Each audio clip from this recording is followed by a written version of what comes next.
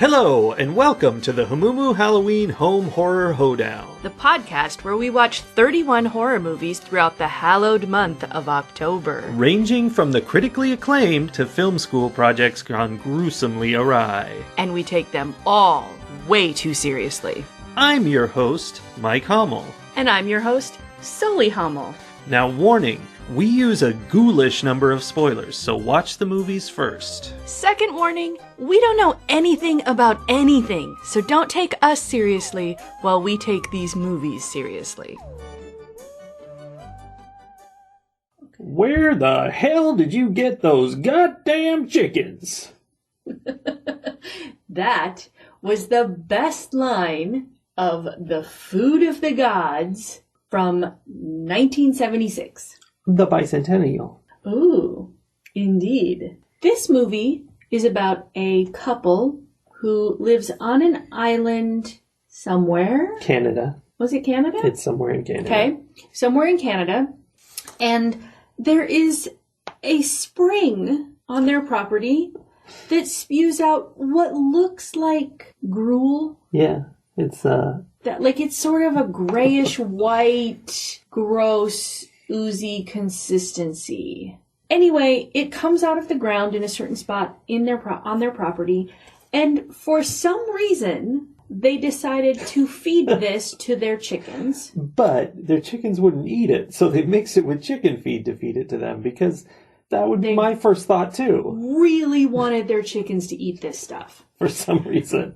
The side effect of eating this thing that oozes out of the ground that they call food of the gods is that the baby chickens grew to be ginormous. They are as tall as full-grown men. Mm-hmm. Which we know because at one point a full-grown man walks into the chicken coop and is attacked family style. Family style.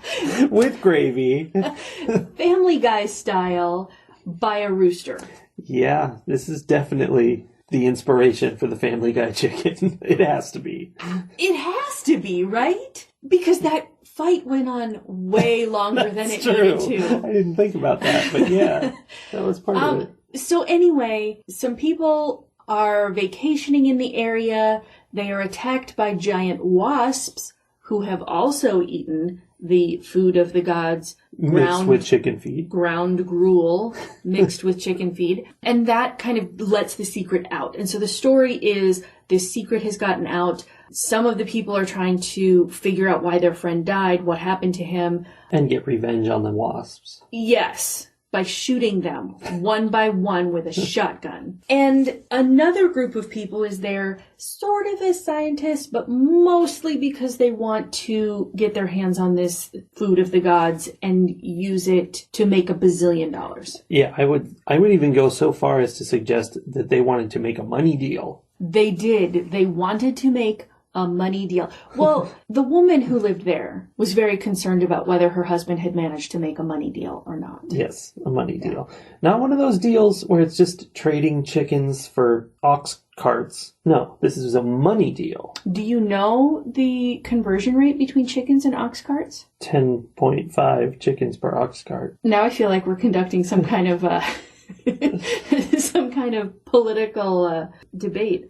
Yeah, so basically this movie is giant animals attacking humans and the humans trying to survive. It is very much one of those 1970s environmental monster animal movies. I didn't manage to write down any of the lines, but there are a few times where they make the point. You know, they're like, oh, nature's fighting back because we are bad. I did write that one down at the end. Nature was attacked and hit back with a vengeance. Indeed, there was vengeance there. But here's the thing. How was nature attacked? You know, I think it's more the microaggressions going on over centuries. That makes sense. Yeah. That I understand. And boy, did they hit back with a vengeance. So at no point was it discussed what the food of the gods actually was. The lady scientist who said early on, jobs for female bacteriologists aren't that easy to come by. And that's why she worked for a terrible, terrible man. Yes. She, at one point, took a sample of it and looked at it with her bare eyes and apparently saw something and made some statements about it, which I didn't bother to write down because they were clearly made up. You cannot analyze a substance by looking at it with your bare eyes. I mean, there's information you can ascertain. Well, here's the thing. She didn't ascertain anything that I hadn't already ascertained by looking at it. Yes. But beyond that, they didn't talk about what it was. Why was it there? Why was there a limited amount of it? Well, we do know why it was there because God sent it to Mr. and Mrs. Skinner. I don't know why they deserved it, but it was a gift from God. Okay, I did hear all of that, and I immediately wrote it all off as the crazy rantings of a woman who has no idea what's going on.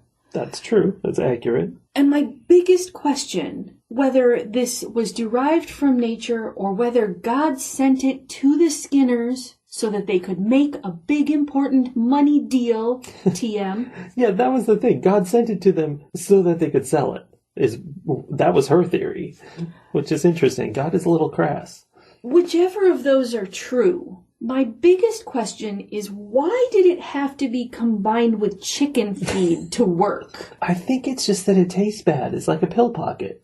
Nobody really wants to eat it, but they love chicken feed, so there you go. I don't know. I don't know either. I don't know. So the humans throughout this movie were attacked by giant chickens, giant wasps, a lot of giant rats.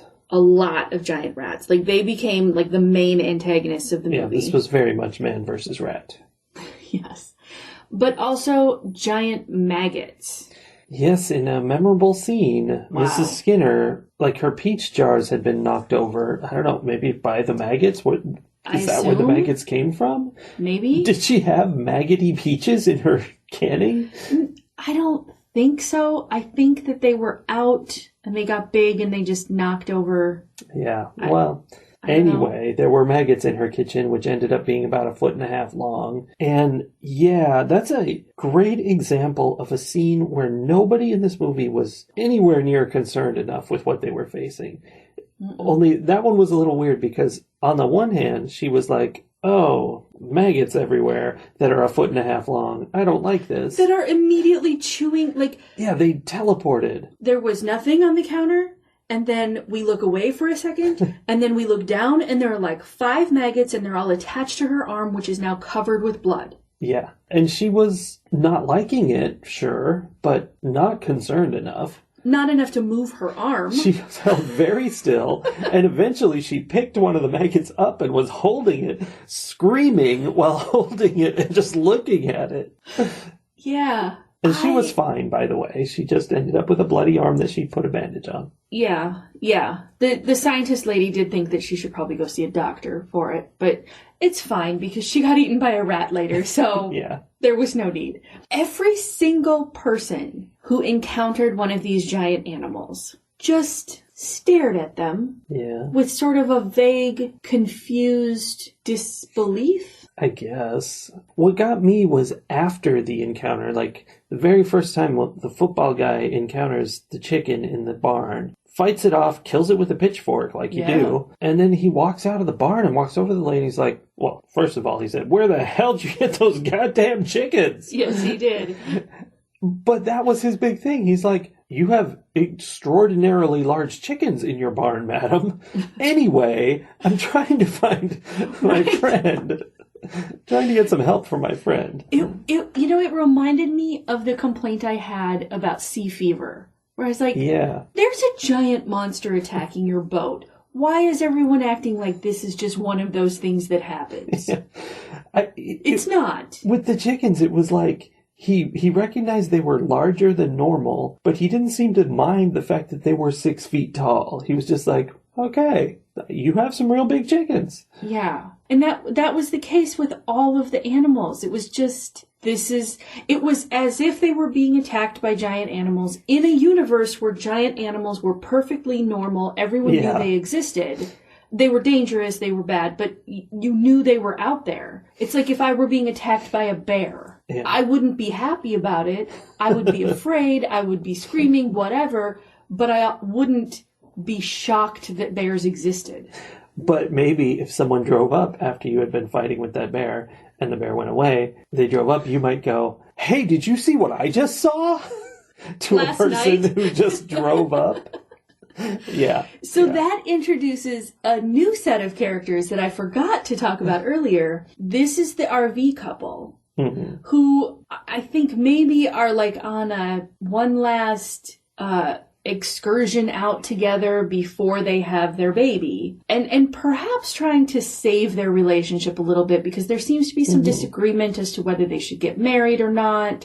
She's very much an independent 1976 woman who says that she doesn't need a piece of paper. He very much wants his baby to have his last name. Important. So, yeah, this couple was around. And at one point, I was like, oh, I get why they're here. Because the food of the gods only works on the young of animals. Like they said, only the chicks were affected by this food of the gods chicken feed mix. And I was like, oh, okay, so we're going to see what happens when human young. Right. We're going to see Honey, I Blew Up the Baby. Yes. But then, no. No.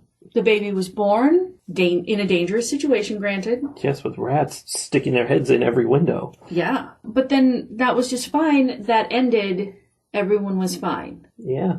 I mean, there was the twist ending, spoilers, which revealed that this stuff had gotten loose and is in the milk supply now. Cows have been eating it. And then it gets processed into milk, and then they show like a kid at school having his milk for the day, and that's the shocking finale. Dun, dun, dun. But we don't see that kid get big either, but obviously we wouldn't. It was only a couple seconds, but still. And I don't have a problem with that. That was probably actually my favorite part of the whole movie. Yeah. But why did they have this extra couple that was pregnant if that wasn't going to have any bearing on the story? Well, I mean, the drama and excitement of doing a birth situation surrounded by giant rats, I mean, that's its own level of excitement there. Yeah. But they made a statement about the fact that it only affects the young ones, and that never factored into the story at all. No. So it was weird. It could have gone in there. I mean, it was set up for the end, too.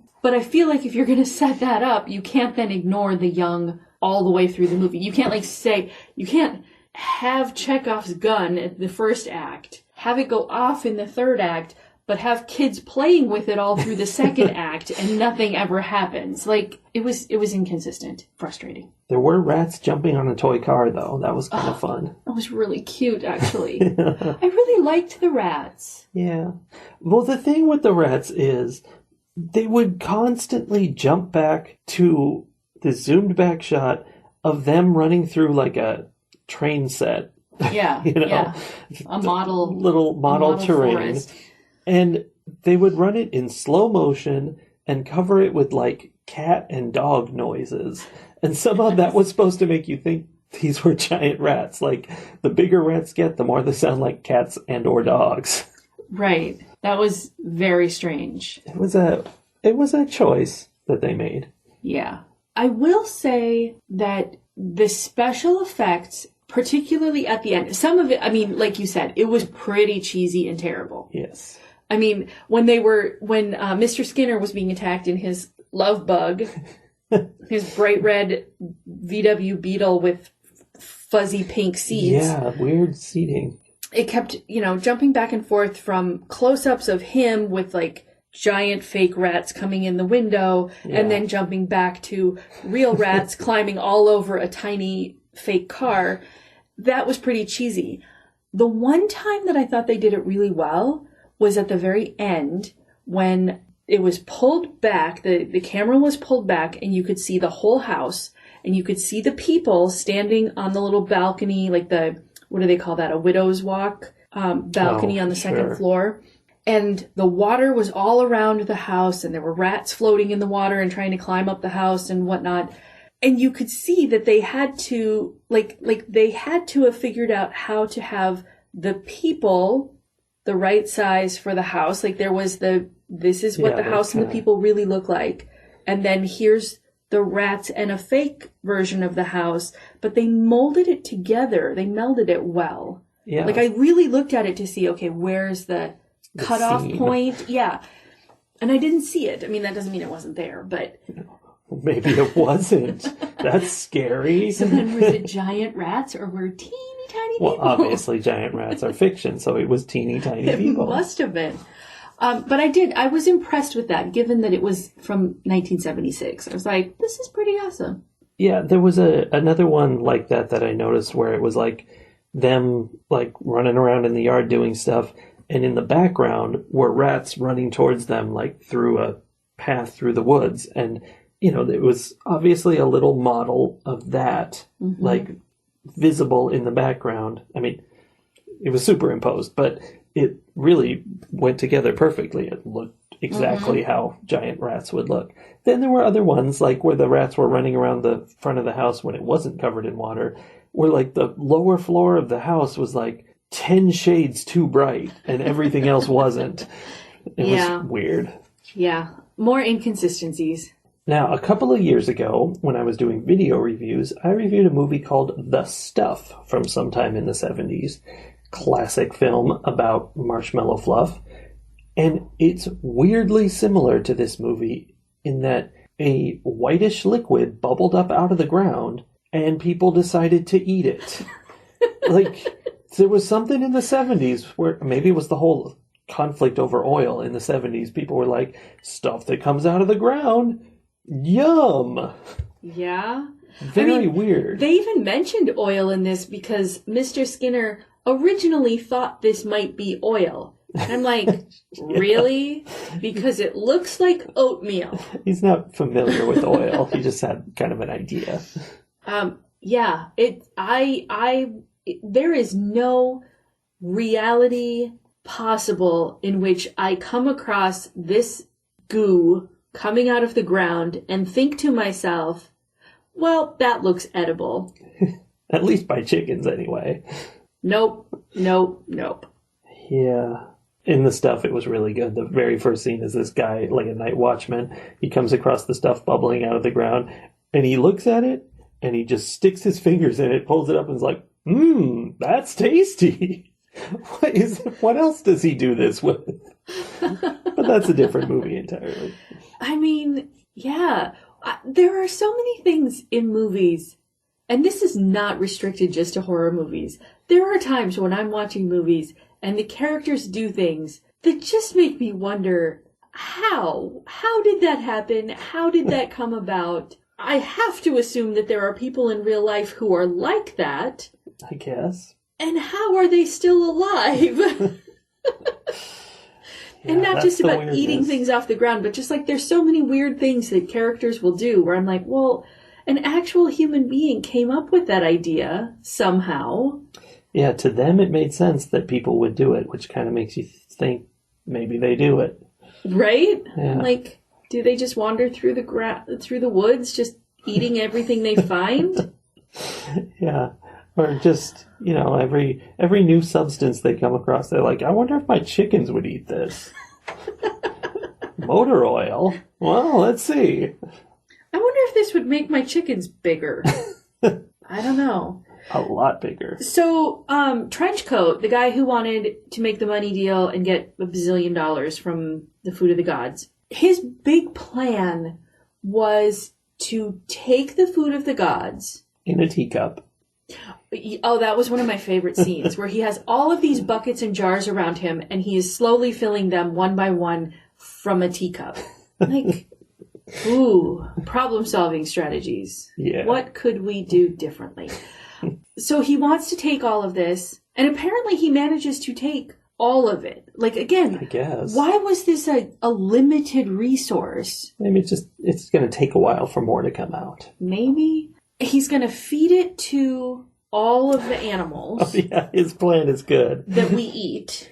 Yeah, the cows and pigs and chickens. Right, to solve world hunger. Mm-hmm. And when the scientist lady was like, well, you know, bigger animals are going to need to eat more food, he was like, oh, I'm going to genetically change it to also be plant food.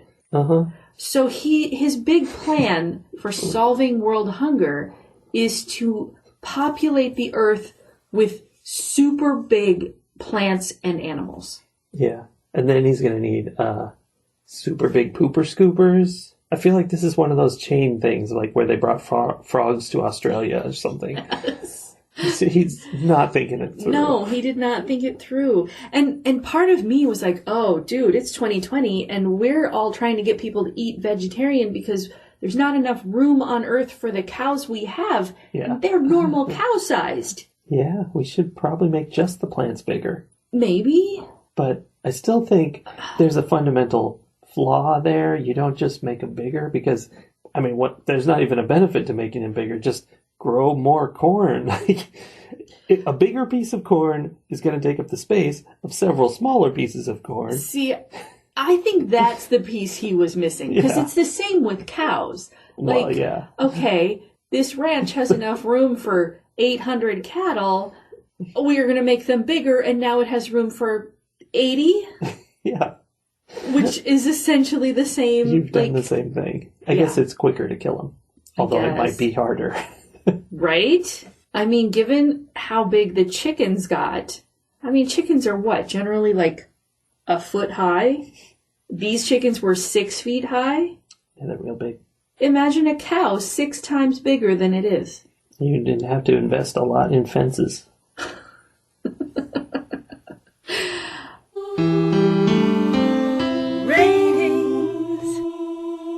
I honestly had high hopes when I saw in the credits that this movie was based on a portion of a novel by H.G. Wells. Yeah. Because The War of the Worlds was innovative and interesting, and I had hope that at least this movie would have, like, a functioning plot. Yeah. Well, just a really short one because it's only based on part of the novel. Well, yes, it does. Having seen the whole thing, I'm like, what happens in the entirety of this novel? Those high hopes were dramatically dashed when I realized the similarity between the chicken scene in this movie and the chicken scene that happens way too often in Family Guy. Yeah. And it just never got better. I was disappointed in the acting intensely. Mm-hmm. The storyline didn't make any sense to me. I didn't understand the motivations of anybody despite them repeatedly trying to convince me that I did. Like, they just kept saying, no, it's a money deal. Money deal. They want to do a business. I went to the stock market today. I did a business. Come on.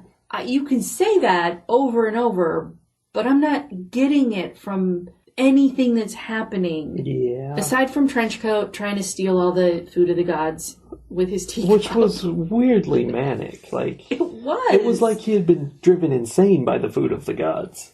I mean, I think he had been driven insane by capitalism. By money deals. Yes. So basically, it was disappointing all around. I can't recommend it. I'm not really all that glad I watched it. Yeah. It was regretful. It was entertaining in the sense that we had a lot of banter going on during the movie where we were like, what is happening? Oh, just stick your head in that giant wasp's nest. Obviously, that's a smart idea. That's true. It was fun in that sense. So I guess you could watch it with your friends who wanted to just talk through a movie. I mean, that's definitely the kind of movie it was. Yeah. But there are others that honestly are better for that, I think. So Mikey, my scores at the end of this month have been dismally low. And this is not changing that. Because I am going to give this movie 1.5 handfuls of ostrich feathers out of 5. Okay. When you point out that it's a movie for watching with your friends and making fun of, that's where I was going with it. Like, that's what I was looking for, and I knew it had giant animals killing people. And I'm like, yeah, that's fun and dumb. And it does disappoint on that level. Mm-hmm. Like, it just doesn't have the fun that it should have. It does take itself very seriously, although maybe not seriously enough. That could be part of the problem. Like, it's not comedic at all, but it's just not over serious enough to be as fun as it could be. They could have had the actors reacting To over something? the top, and that would have Yeah. made it funnier. Yeah. But they didn't react. Like, you They have to barely have reacted at some all. response to the giant animals. Yeah, I think that's a big damper on it, is that they just didn't care what was happening. No. And that's very strange because it should have been quite upsetting. So if you see the trailer and you see, a bunch of giant rats running around eating people, you think it's going to be fun, and it's just a disappointment on that level. It wasn't the worst experience. We had some laughs, but it was not a good experience. So I will award this movie the coveted 2 handfuls of ostrich feathers out of 5. All right. That sounds fair to me. Are we going to watch anything that I can rate higher than a 2 between now and the end of the month? Because there's only a couple days left. I'll have you know that I just edited our podcast of a movie that you gave a 5 to. Although, granted, it was like a week ago. Uh-huh. So, anyway. Our next film has the longest title, probably, that we've ever done, but Ooh. definitely of this month. It is entitled A Girl Walks Home Alone at Night. Oh. From 2014. Okay. I think I'm excited about that one. I think you're probably going to be in for a good review. Sounds good to me. And that is our second to last film before we close it out with a big Halloween hit of Candyman from 1992. We always like to hit the classics when it comes to Halloween. Usually we do a Halloween movie, but we've done enough of those. So Yeah. we're going to check out Candyman. All right. Well, we'll be back tomorrow. Bam. That's that.